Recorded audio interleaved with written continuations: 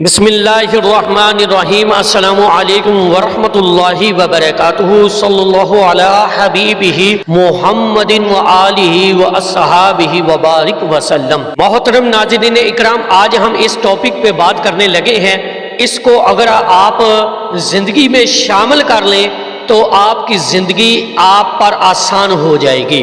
اور کرنا کیا ہے کہ آپ کو اپنی زندگی میں درود شریف کا معمول بنانا ہوگا اور اس کی عادت کو اپنانا ہوگا، اور یہ اپنی زندگی کے روزمرہ وقت میں اس کو کثرت کے ساتھ شامل کرنا ہوگا، کیونکہ اگر ہم اس کی اہمیت کو جانیں، درود پاک کی کثرت سے ہماری لائف میں کیا چینجنگ آتی ہے، تو یہ جب آپ اس کو پریکٹیکلی کے طور پر اس کو لیں گے اور پریکٹیکل اس کو کریں گے اور اس کی پریکٹس کریں گے اور اس پریکٹس کو اپنی زندگی میں شامل کریں گے تو انشاءاللہ آپ کو واضح تبدیلیاں اپنی زندگی میں محسوس ہوں گی۔ جیسا کہ ترمذی کی روایت میں آیا ہے کہ حضور پاک صلی اللہ علیہ وآلہ وسلم نے فرمایا کہ جو شخص دنیا میں کثرت سے مجھ پر درود پاک پڑھے گا، قیامت والے دن وہ شخص میرے ساتھ سب سے زیادہ قریب ہوگا،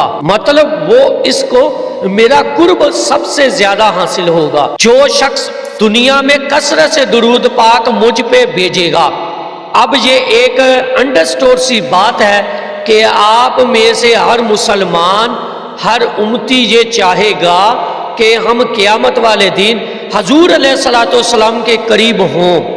تو اگر ہماری یہ خواہش ہے تو ہمیں خود سے یہ سوال کرنا چاہیے کہ کیا ہم کثرت سے درود پاک پڑھ رہے ہیں، کیونکہ حضور صلی اللہ علیہ وآلہ وسلم نے تو بتا دیا کہ وہی قریب ہوگا جو کثرت سے درود پاک پڑھے گا۔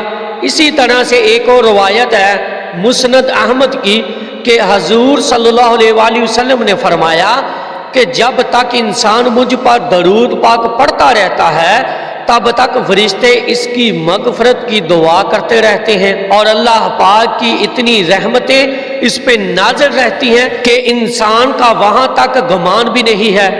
تو اب آپ اس روایت سے بھی اندازہ لگا لیں کہ آپ جس قدر درود پاک کی کثرت کریں گے، ایک تو فرشتے آپ کے لیے مغفرت کی دعا کرتے رہیں گے، اور دوسرا اللہ رب العزت کی طرف سے آپ پر رحمتوں کی بارش ہوتی رہے گی۔